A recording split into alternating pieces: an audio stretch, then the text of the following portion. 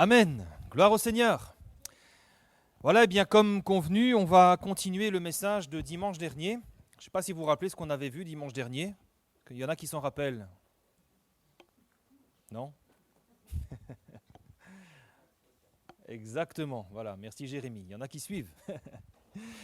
Ne pas donner accès au diable. Et on va lire ensemble, on va relire ce texte, on ne va pas tout lire, mais on va relire quelques versets dans Éphésiens chapitre 4, à partir donc du verset 17.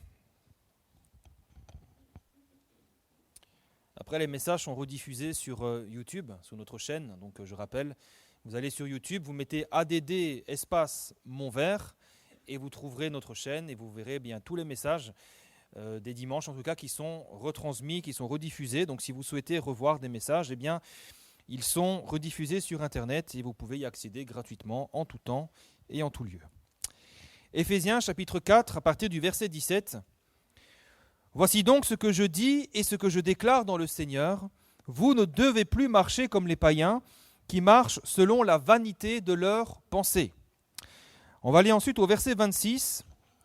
Si vous vous mettez en colère, ne péchez point, et que le soleil ne se couche pas sur votre colère, et ne donnez pas accès au diable. Amen. Donc, comme on l'avait vu dimanche dernier, nous voyons ici que la Bible nous enseigne à ne pas donner accès au diable. Pour rappel, l'apôtre Paul ne parle pas ici de possession démoniaque, puisqu'on le sait, un enfant de Dieu, un chrétien, ne peut pas être possédé par le diable ou par les démons. Et ici, l'apôtre Paul s'adresse à des chrétiens. Donc, il ne s'agit pas de possession démoniaque, il s'agit plutôt pour des enfants de Dieu de donner d'une certaine manière un accès au diable, d'ouvrir une porte, de lui ouvrir une porte par certaines choses qui lui permettent de nous dominer, non plus de nous dominer, mais de nous influencer par diverses manières, par la ruse, par la séduction, etc. Et si nous lui donnons accès, si nous lui ouvrons la porte, alors le diable pourra avoir un certain contrôle sur notre vie. Et c'est comme ça que malheureusement, certains chrétiens, certains enfants de Dieu peuvent en arriver à faire l'œuvre de l'ennemi. Parfois c'est un peu malgré eux, mais parce qu'ils ont donné accès, ils arrivent parfois à faire l'œuvre de l'ennemi. Ils ne sont pas possédés par le diable, mais ils sont sous l'influence du diable, parce qu'ils lui ont donné accès. Et parfois on peut avoir des comportements qui sont complètement insensés, on peut avoir des comportements qui sont parfois hors de contrôle, parce que d'une manière ou d'une autre, nous avons donné accès au diable. Il a pu avoir une prise sur nous, il a pu nous exciter peut-être dans la violence, dans la colère ou autre. Et c'est ce qui se passe si nous lui donnons accès. Dimanche dernier, nous avions vu 2 stratégies que le diable utilise. Il y en a beaucoup d'autres, mais on en avait vu 2. 2 ruses que l'ennemi utilise pour avoir accès à notre vie. La première ruse, c'est la jalousie. L'envie, envie de ce que l'autre possède et de ce que nous n'avons pas. C'est de cette manière que l'ennemi avait gagné le cœur de Saül. Et rappelez-vous comment Saül a été méchant avec David. Tout ça par jalousie. David n'avait rien fait de mal, il n'avait rien dit de mauvais contre Saül, et pourtant Saül était jaloux du succès de David. Et ça l'a poussé pendant près de 13 ans à être méchant, à pourchasser David et qui devait fuir le pauvre. La deuxième stratégie du diable, c'est la cupidité, c'est-à-dire l'amour de l'argent. C'est-à-dire quand l'argent devient notre obsession, quand le fait de nous enrichir devient le but de notre vie.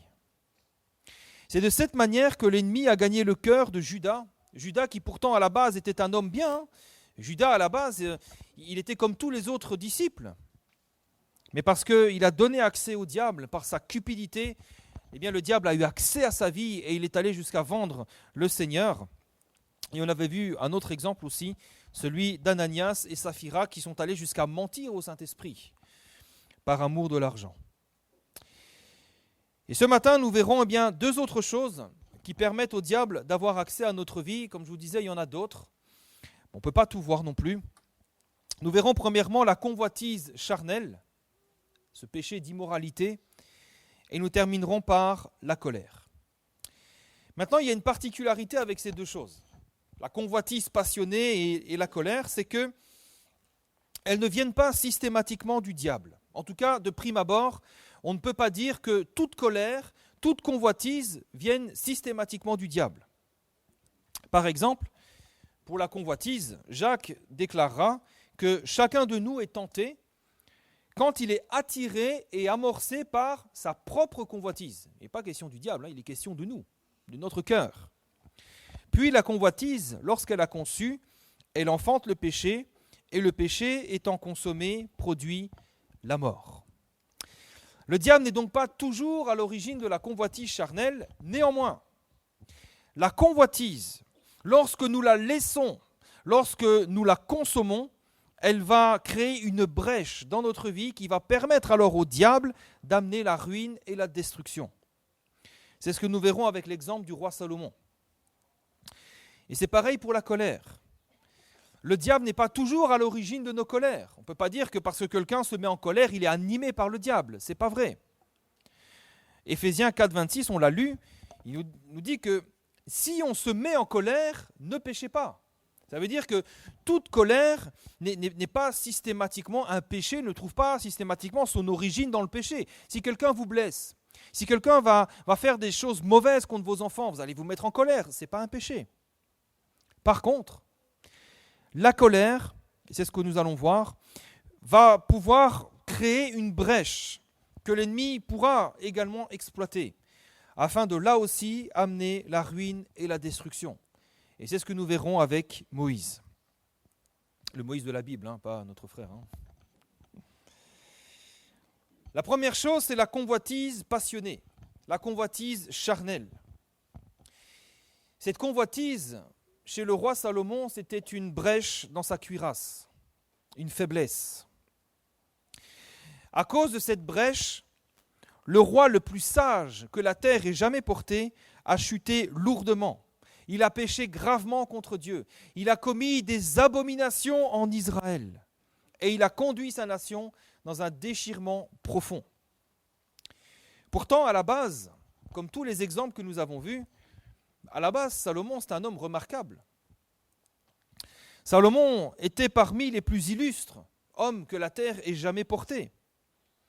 Il avait reçu de la part de Dieu une sagesse sans pareille. Vous vous souvenez de ce récit quand Dieu lui demande « Demande-moi ce que tu veux et je te donnerai tout ce que tu désires ». Eh bien, Salomon ne demande rien d'autre que la sagesse, afin de pouvoir diriger, gouverner le peuple. Et le Seigneur va lui donner cette sagesse. Et il va lui donner une sagesse qui surpassait celle de tous les autres hommes de la terre. Il avait reçu le maximum de sagesse. Et il faut bien s'imaginer qu'on venait des quatre coins de la terre pour écouter la sagesse de Salomon. Tellement sa sagesse était extraordinaire. Salomon était donc un homme remarquable. Au départ, c'était un homme de Dieu remarquable. Il a entrepris des ouvrages extraordinaires. C'est lui qui a permis de construire le temple. C'est vrai que c'est David, le roi David, qui avait préparé les plans, mais c'est lui qui a bâti ce temple. C'est sous sa direction que le temple de l'Éternel a pu se construire, et il va ensuite se construire un palais somptueux. Une fois maintenant que tout ça est terminé, le Seigneur va lui apparaître une seconde fois. Et il va l'encourager. Une fois que le Seigneur voit que Salomon a fait toutes ces choses, il a beaucoup travaillé, il a accompli de grandes choses, le Seigneur va lui réapparaître une deuxième fois pour l'encourager et l'affermir dans sa royauté. Dans 1 Roi, chapitre 9, versets 1 à 9, vous pourrez lire ça chez vous si vous le souhaitez, le Seigneur va parler à Salomon, mais il va lui rappeler ce que finalement Salomon sait déjà. Le Seigneur va lui dire, en quelques mots, que s'il reste fidèle à Dieu comme l'a été David son père, eh bien Dieu affermira son trône pour toujours. Par contre, s'il se tourne vers des femmes étrangères et vers d'autres dieux, s'il se tourne dans l'idolâtrie, alors pour lui ça sera la ruine. A priori, il n'y a rien de nouveau, puisque c'est le même discours que l'Éternel répétait depuis Moïse jusqu'à Salomon. Donc Salomon, il sait très bien ce que veut le Seigneur. Et on se dit alors que pour lui, il n'y a pas de problème. Salomon, c'est un homme sage, c'est un homme avisé, C'est un homme qui connaît précisément ce que Dieu attend de lui et il sait ce qu'il doit faire pour que son trône soit affermi pour toujours. Et en homme sage, on se dit qu'il va certainement conduire sa vie de cette manière-là et affermir sa royauté. Sauf que, il y a une faiblesse dans son cœur, il y a une brèche dans sa cuirasse. Puisque quelque temps plus tard, pas très loin, Dieu parle à Salomon dans 1 Roi chapitre 9, et dans 1 Roi chapitre 11, on va lire ensemble à partir du verset 1er, voici ce que Salomon va faire. Il est écrit que le roi Salomon aima beaucoup de femmes étrangères. Outre la fille de Pharaon, des Moabites, des Ammonites, des Édomites, des Sidoniennes et des Essiennes, appartenant aux nations dont l'Éternel avait dit aux enfants d'Israël, « Vous n'irez point chez elles, et elles ne viendront point chez vous. Elles tourneraient certainement vos cœurs du côté de leur Dieu. » Ce fut à ces nations que s'attacha Salomon, entraîné par l'amour. Au verset 3, il eut 700 princesses pour femmes et 300 concubines. Et toutes ces femmes détournèrent son cœur. À l'époque de la vieillesse de Salomon, ces femmes inclinèrent son cœur vers d'autres dieux, et son cœur ne fut point tout entier à l'Éternel son Dieu, comme l'avait été le cœur de David son père. Salomon alla après Astarté, divinité des Sidoniens, et après Milcom, l'abomination des Ammonites. Salomon fit ce qui est mal aux yeux de l'Éternel, et il ne suivit point pleinement l'Éternel comme David son père.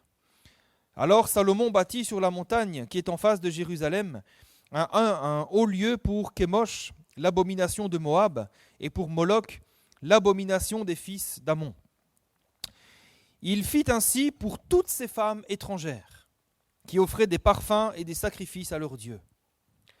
L'Éternel fut irrité contre Salomon, parce qu'il avait détourné son cœur de l'Éternel, le Dieu d'Israël, qui lui était apparu 2 fois. Il lui avait, à cet égard, défendu d'aller auprès d'autres dieux. Mais Salomon n'observa point les ordres de l'Éternel. Amen. Ce qu'il s'est passé, c'est que ce roi s'est laissé entraîner par les désirs passionnés de son cœur.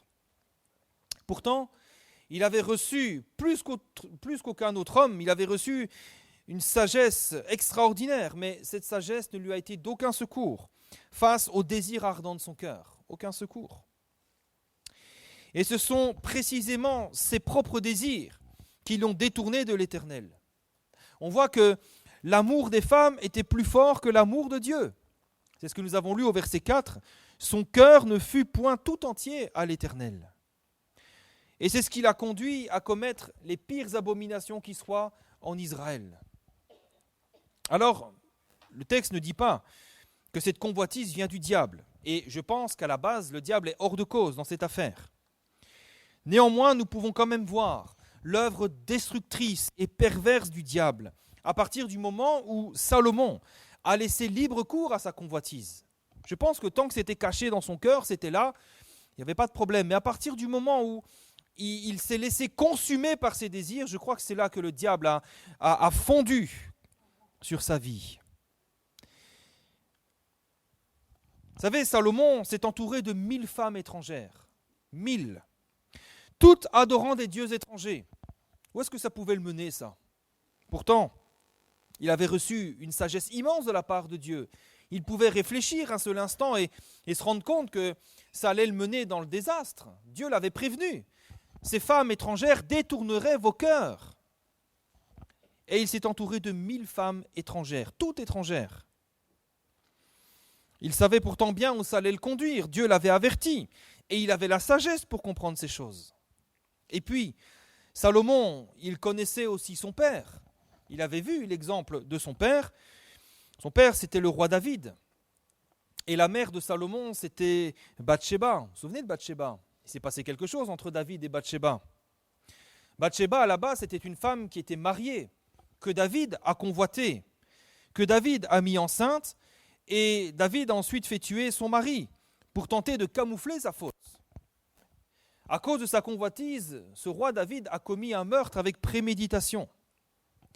Et Salomon avait, puisqu'il s'agit quand même de son père et de sa mère, il avait quand même devant ses yeux, l'exemple de son père, qui n'avait pas su se maîtriser et qui, à cause de ses désirs, avait été jusqu'à commettre un meurtre avec préméditation.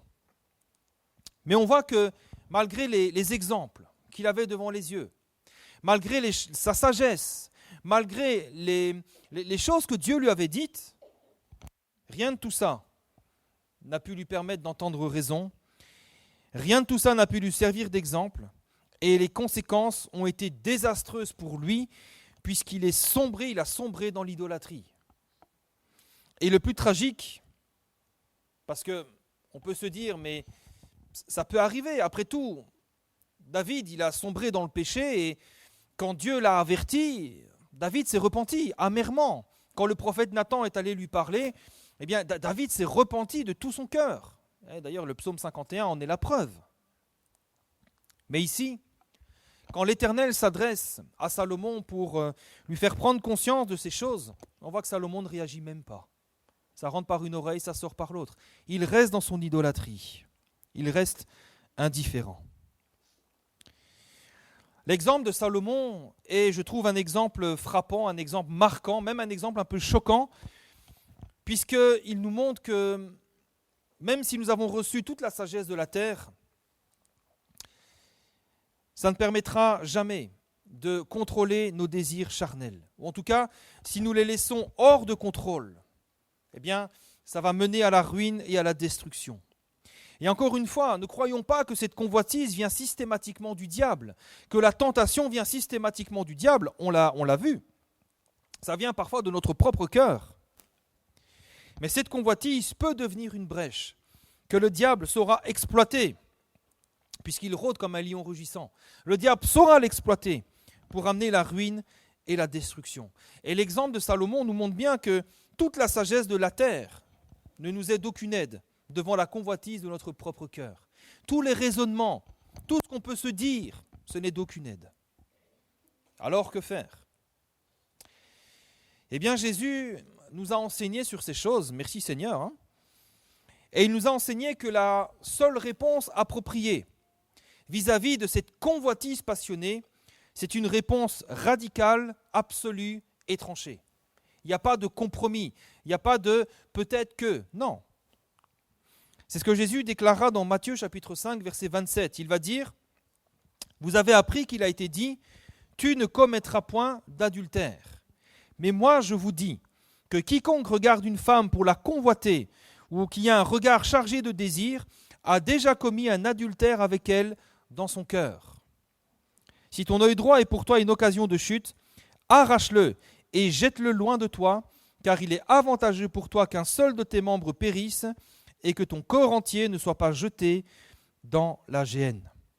Vous savez, ce problème, le regard, les Juifs, pour eux, les hommes juifs en tout cas, pour eux, c'était un peu trop difficile de s'abstenir de ces regards-là.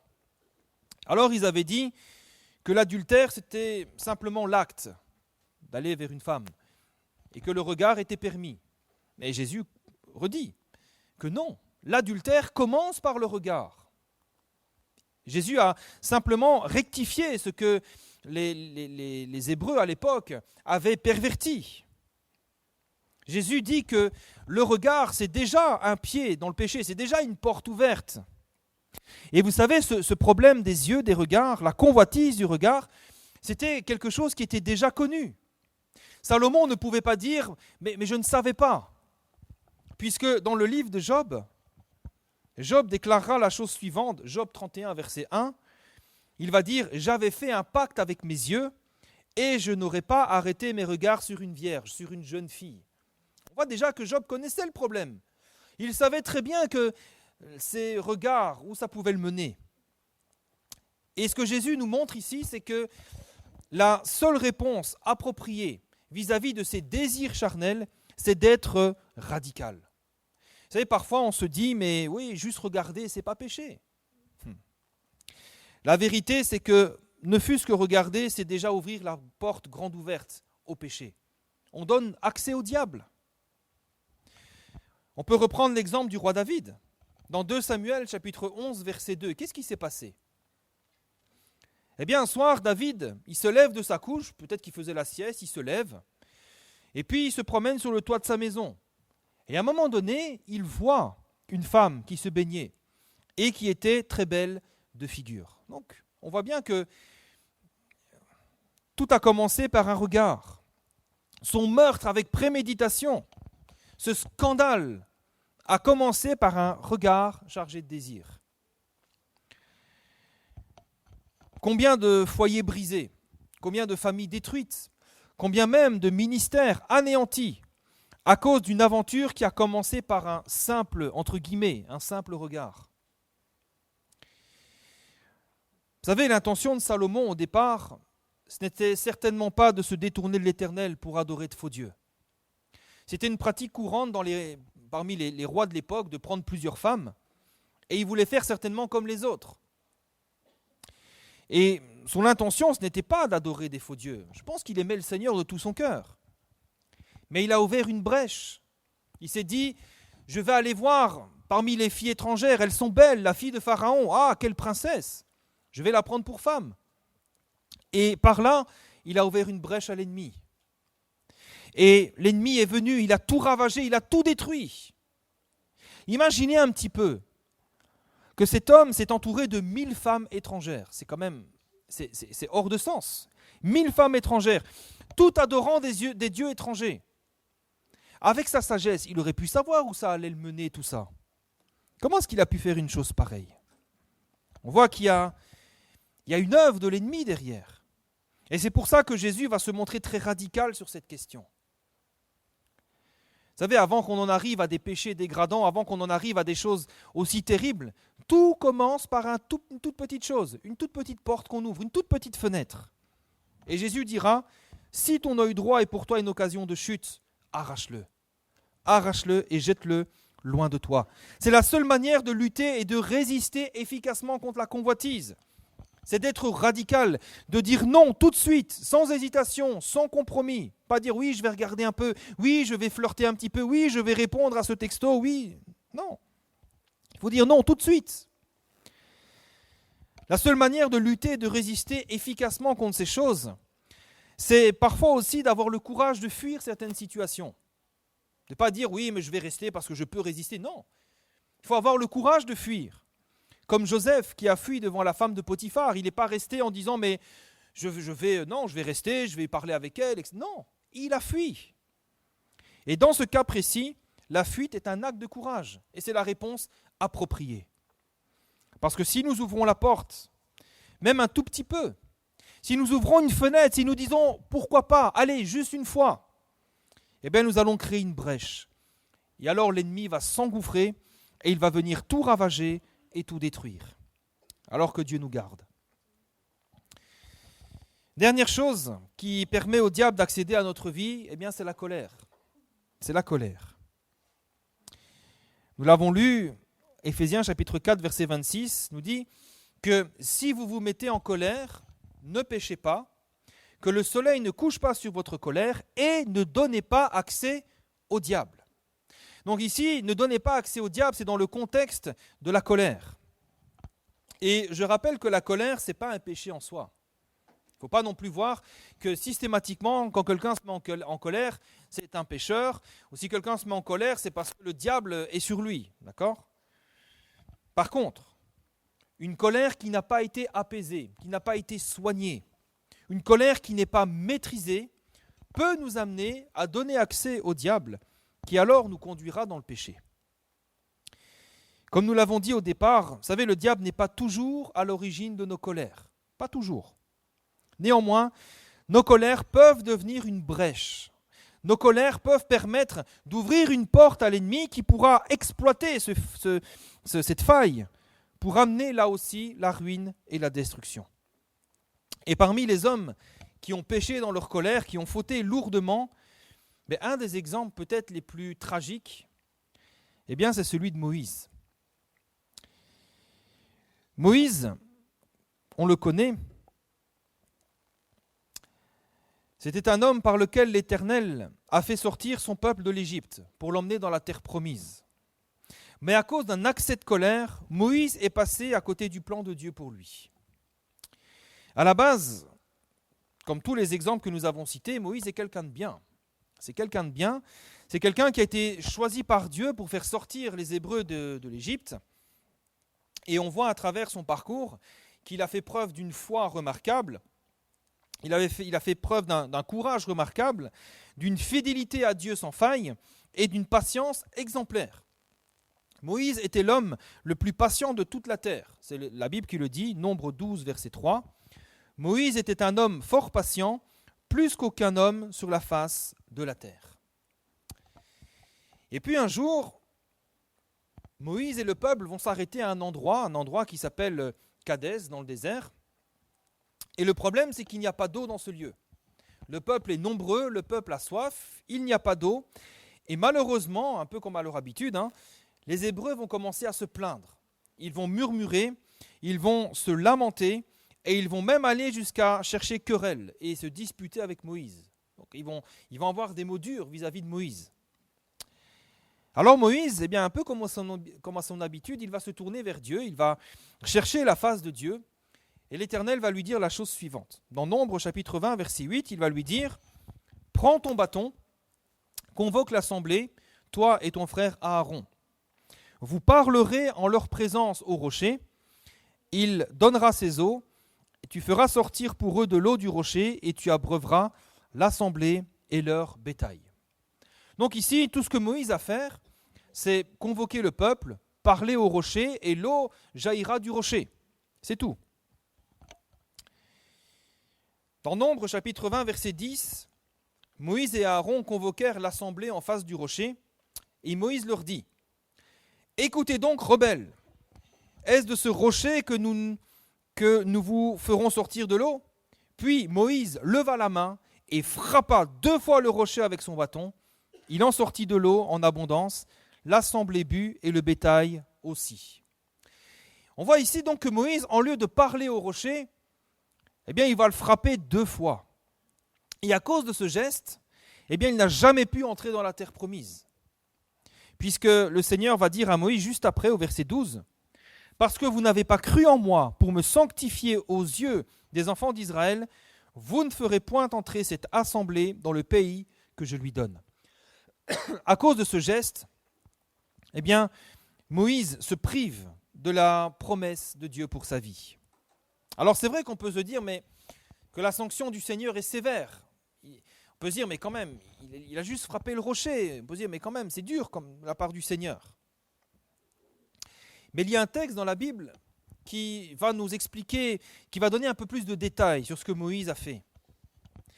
En réalité, Moïse n'a pas fait que frapper le rocher 2 fois, puisque dans le psaume 106, versets 32 à 33, il est écrit donc que les enfants de Dieu, le peuple d'Israël, irritèrent l'Éternel près des eaux de Mériba.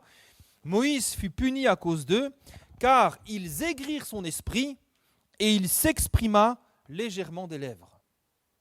En fait, ce qu'il s'est passé, c'est que Moïse, dans sa colère, dans son exaspération, non seulement il a désobéi, mais il a aussi prononcé des paroles qui ont irrité le Seigneur, qui lui ont déplu, qui l'ont blessé.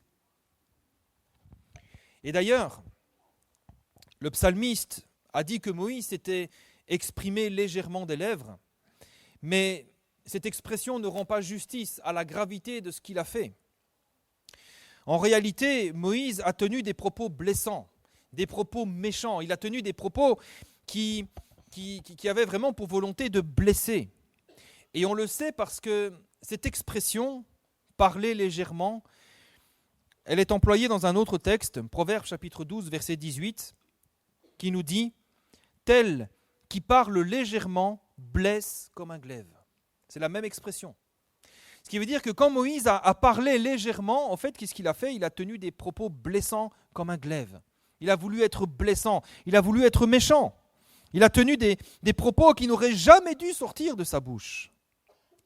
Et les conséquences, pour lui et pour tout le peuple, ont été très graves.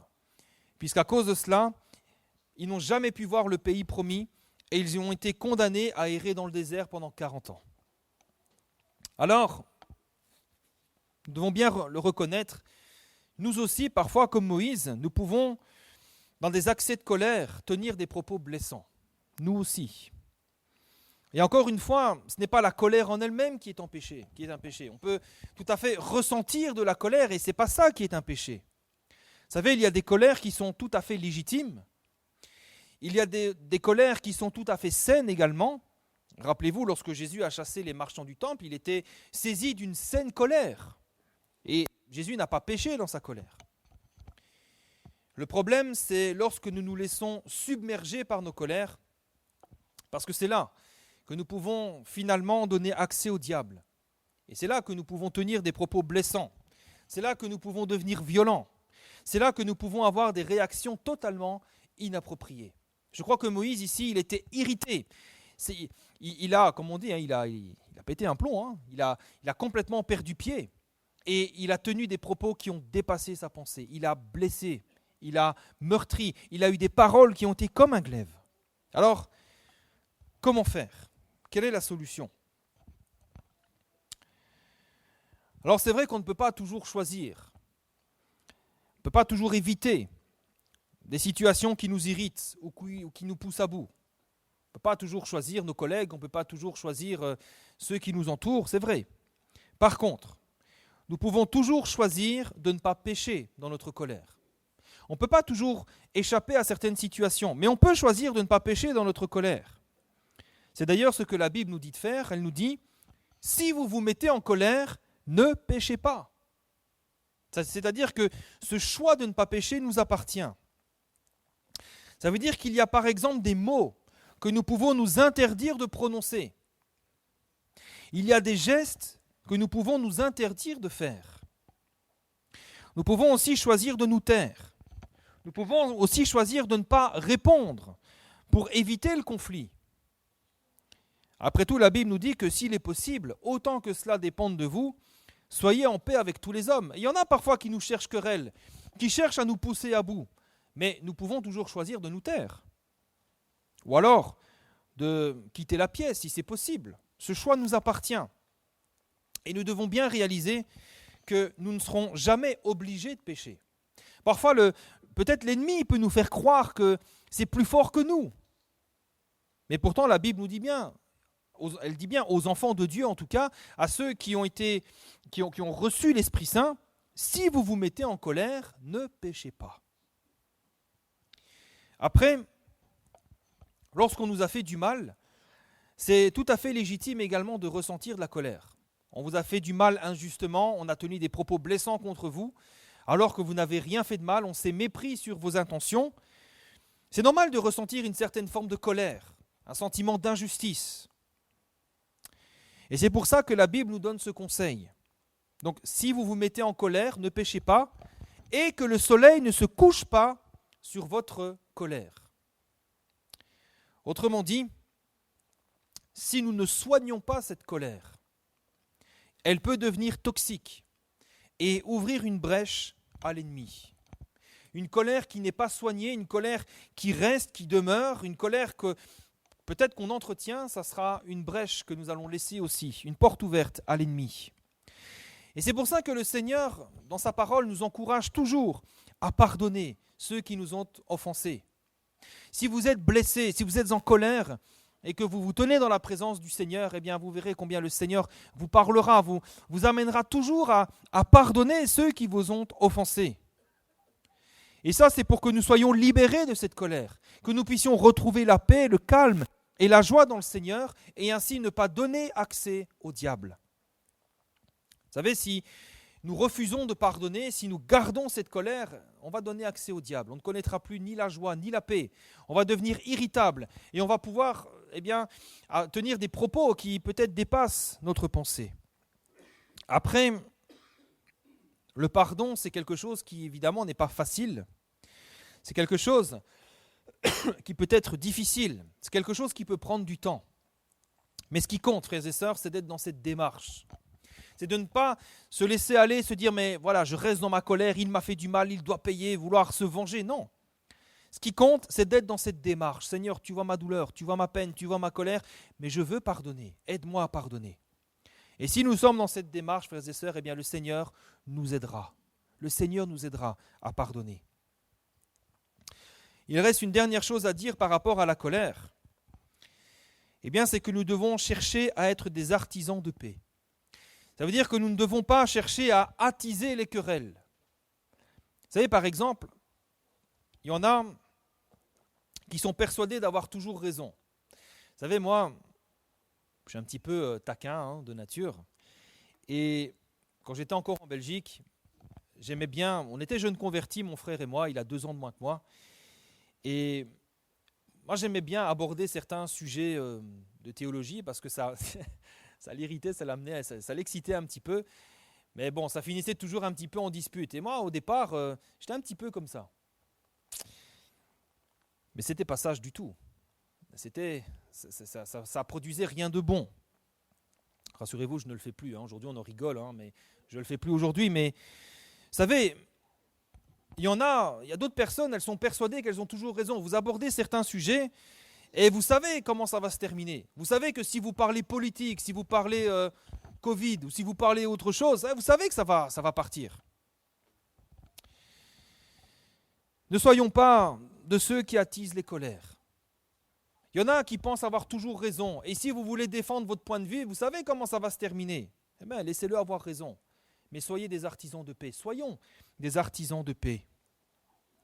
Parce que si nous sommes de ceux qui attisent les colères, eh bien, nous allons faire l'œuvre de l'ennemi. Nous aussi, nous allons faire l'œuvre de l'ennemi. Ce n'est pas un jeu. Soyons des artisans de paix. Soyons, au contraire, des hommes et des femmes qui parviennent à apaiser les colères. Si vous voyez quelqu'un qui est en colère avec vous, quelqu'un qui se met en colère contre vous pour une raison X ou Y, ne soyons pas de ceux qui vont attiser la colère, qui vont surenchérir. Au contraire, Proverbe 15, verset 1, « Une réponse douce calme la fureur, mais une parole dure excite la colère. » Là aussi, soyons de ceux qui répondons calmement. Alors, pas calmement de manière narquoise, parce que parfois c'est comme ça aussi. Par un certain calme, on peut provoquer l'autre aussi. Non, sincèrement, cherchons la paix. Si on voit que l'autre est excité, que l'autre est énervé, eh bien, cherchons la paix, cherchons le calme. Soyons des artisans de paix. Mais dans tous les cas, quand il s'agit de la colère, par-dessus toutes ces choses, frères et sœurs, et là je parle aux chrétiens, nous devons compter avant tout sur l'assistance du Saint-Esprit. Vous savez, le Saint-Esprit qui nous a été donné, il connaît ce problème. Il sait que c'est un défi pour nous. Pour qui ce n'est pas un défi? Je pense que nous sommes tous concernés.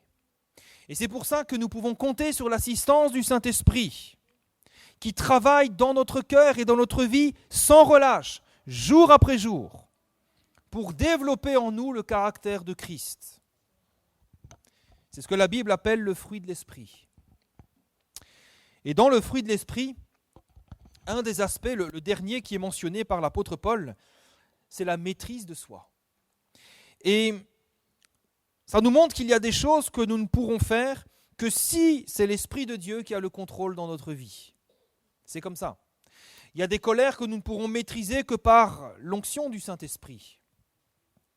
Et justement, parfois nous sommes amenés dans certaines situations qui nous permettent de faire le point et de réaliser que peut-être il faut encore qu'il croisse et que je diminue. Parfois nous sommes dans des situations comme ça, on se dit mais bon sang, c'est quoi cette réaction? J'ai donné accès au diable. Si on en a conscience, c'est bien. Ça veut dire qu'il faut qu'il croisse et que je diminue. Mais dans tous les cas, ça n'enlève en rien notre responsabilité vis-à-vis de notre colère et des choix que nous faisons dans notre colère. Alors, que Dieu nous aide. Que Dieu nous aide à garder nos cœurs et à ne pas donner accès au diable. Que ce soit par la convoitise charnelle, soit par la colère. Que Dieu nous garde. Amen.